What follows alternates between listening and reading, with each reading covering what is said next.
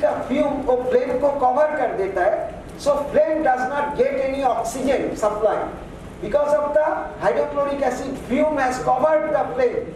Any flame to continue, it requires the oxygen supply.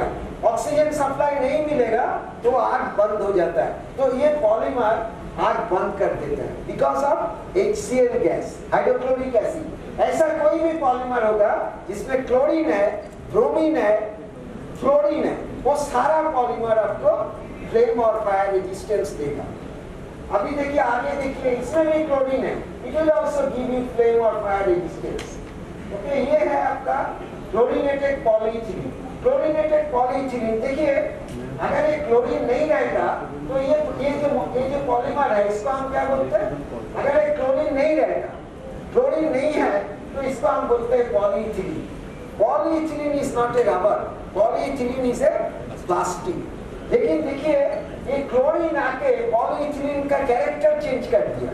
Chlorine के कारण ये अभी now it has become a random polymer. It is attractive. It is not crystalline polymer. So it has become a rubber. Chlorine आ जाने का कारण. तो ये पॉलीमर का कहाँ पे इस्तेमाल हो रहा है? ये mostly it is used in the automobile industry.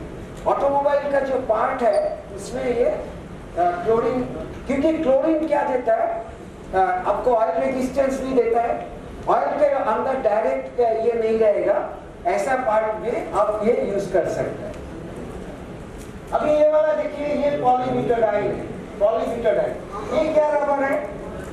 It is a very very bad rubber in terms of processing, but very good rubber in terms of resilience property. Rebound resilience बहुत अच्छा है. ये जो जूते वाले हैं ब्राइटवेयर सेट, इनके लिए हम बता रहे हैं, ये जो जूता में हम लोग ये पॉलीमर यूज कर सकते हैं. क्या होगा ये करने से? क्या होगा? टायर वाला भी करता है.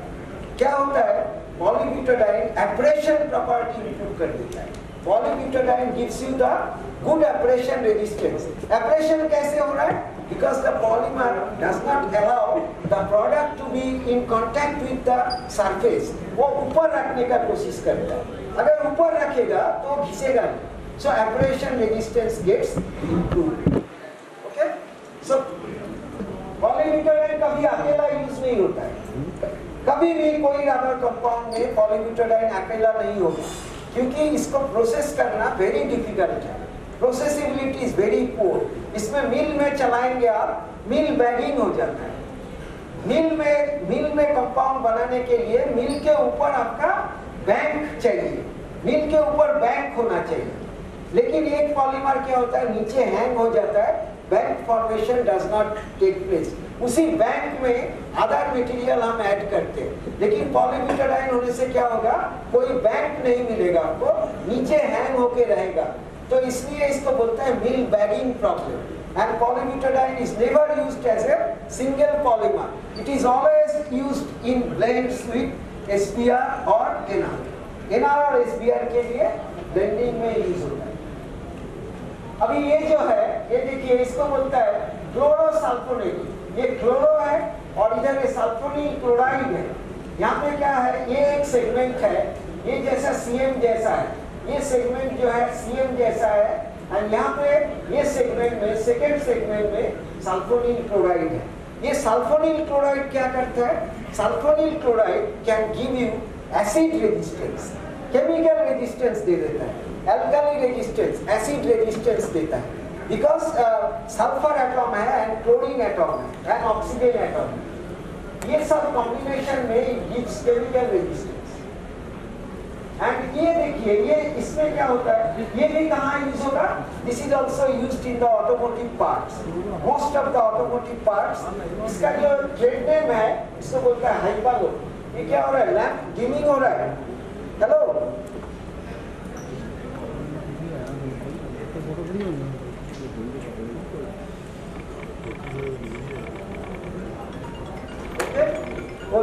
पीछे वाला सो जाएंगे. सो देखिए, ये जो पॉलीमर है इसको आपको क्या दिखता है? पॉलीमर में आपको क्या दिखना चाहिए? पॉलीमर स्ट्रक्चर में आपको क्या दिखना चाहिए? क्या दिखता है? एक ऐड आता है ना, क्या दिखता है? वो ऐड यहाँ पे आपको सोचना पड़ेगा। क्या दिखता है, क्या देखेंगे आप? स्ट्रक्चर में आप देखेंगे मेन चेन में कोई डबल बॉन्ड है कि नहीं है। मेन चेन में डबल बॉन्ड नहीं है तो सैचुरेटेड है, मेन चेन में डबल बॉन्ड है तो अनसैचुरेटेड है। ये पहला देखना है। क्या दिखता है? डबल बॉन्ड दिखता है क्या या सिंगल बॉन्ड दिखता है, ये देखना है। और क्या देखना है? ये कार्बन हाइड्रोजन के अलावा और कोई एटम है क्या? कार्बन हाइड्रोजन छोड़ के, जैसे यहाँ पे हमको दिख रहा है कार्बन हाइड्रोजन छोड़ के क्लोरीन है, तो क्लोरीन के कारण इसका पूरा बिहेवियर चेंज हो गया। यहाँ पे देखिए कार्बन हाइड्रोजन छोड़ के कुछ नहीं, यहाँ पे कार्बन हाइड्रोजन छोड़ के कुछ नहीं, यहाँ पे भी कार्बन हाइड्रोजन छोड़ के कुछ नहीं, इधर भी नहीं है। लेकिन यहाँ पे क्या हो गया? ये जो आया ना, ये जो CN ग्रुप है, CN ग्रुप के कारण ये पॉलीमर पोलर बन गया। CN क्या है? CN carbon and nitrogen. Carbon is positive atom, nitrogen is negative atom. Same group के अंदर दोनों चार्ज डेवलप हो गया, पॉजिटिव चार्ज और नेगेटिव चार्ज। इसके कारण वो पोलर बन गया। सेम मॉलिक्यूल में if you get both charge positive and negative, you get the polarity, so it become polar. ये जो है हाईली इलेक्ट्रोनेगेटिव ग्रुप है CN, इसके कारण इसमें आपको ऑयल रेजिस्टेंस। अभी हम बात करें oil resistance. There are two type of oil, one is non polar oil, another is polar oil. ऐसे रबर में भी non polar rubber and polar rubber. ये नॉन पोलर रबर, ये पोलर रबर। पोलर क्या होता है? पोलर मतलब presence of oxygen, sulphur, nitrogen and halogen. ये एटम अगर रहेगा the polymer will be called polar, और अगर कार्बन हाइड्रोजन का पॉलीमर है तो इट इज नॉन पोलर। अभी नॉन पोलर जो पॉलीमर है उसके लिए जब आप मिक्सिंग करेंगे you have to use the non polar oil. Non polar polymer का जब मिक्सिंग होगा, कंपाउंड बनाएंगे, you have to go for non polar oils. जब पोलर पॉलीमर होगा, जैसे ये पॉलीमर है, ये पॉलीमर है, ये पॉलीमर है, ये है, ये पोलर पॉलीमर्स है। पोलर पॉलीमर का जब आप कंपाउंड बनाएंगे, you have to go for polar oil. This is the basic fundamental I am saying. Non-polar polymer, when you are mixing, you have to go for non-polar oil. क्या बोला? Non-polar oil कौन है? Petrol है non-polar oil. Diesel, petrol, diesel, kerosene, hexane, heptane, हमारा जो RPOs है, rubber industry में जो भी RPO हम यूज कर रहे हैं, all are non-polar। Aromatic oil, paraffinic oil, naphthenic oil, all are non-polar।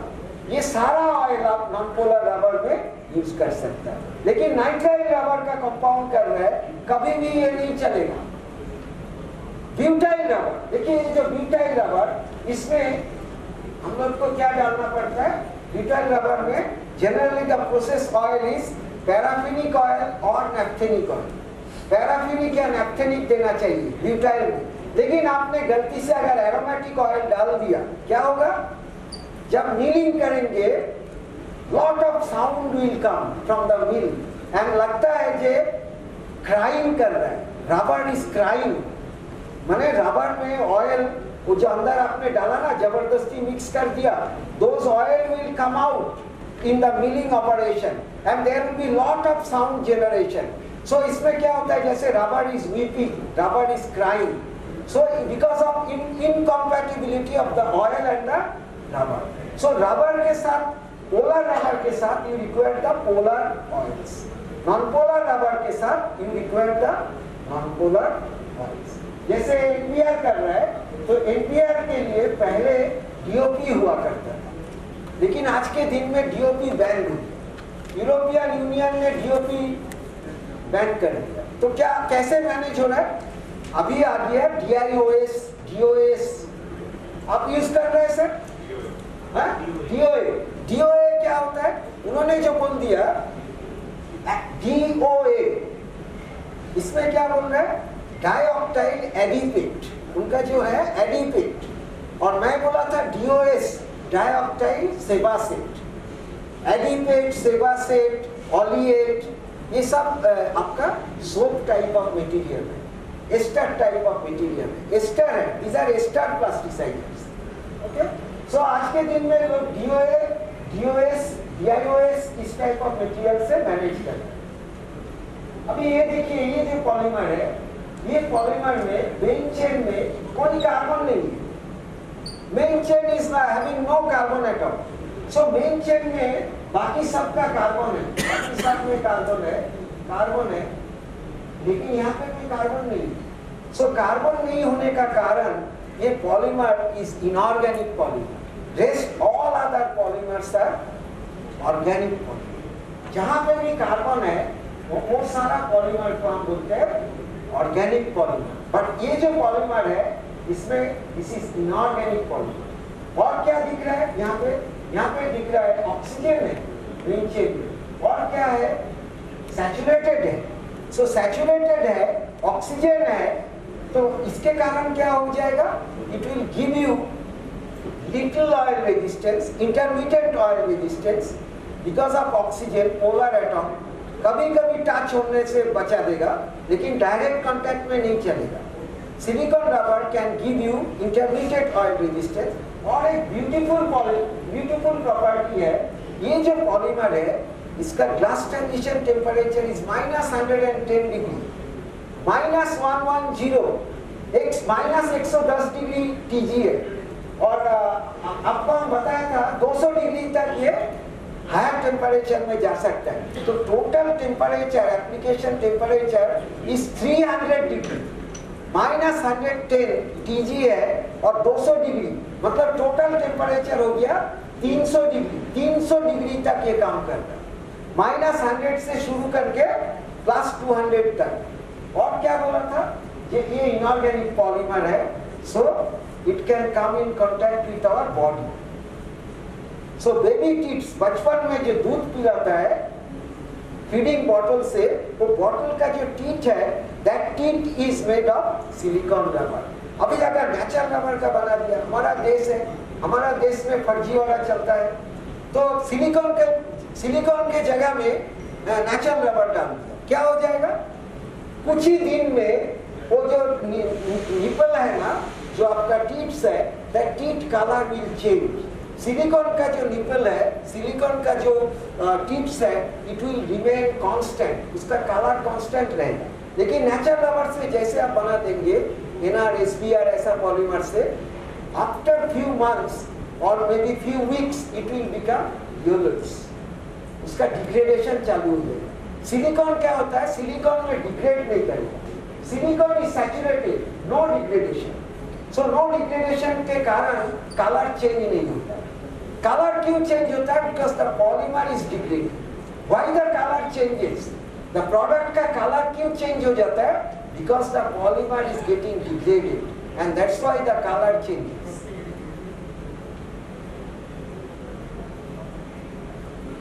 अभी नेक्स्ट स्लाइड देखिए, आपको हम एक ओवरऑल आइडिया दे रहा है, बिकॉज पॉलीमर नहीं जानोगे तो आपको क्या फायदा।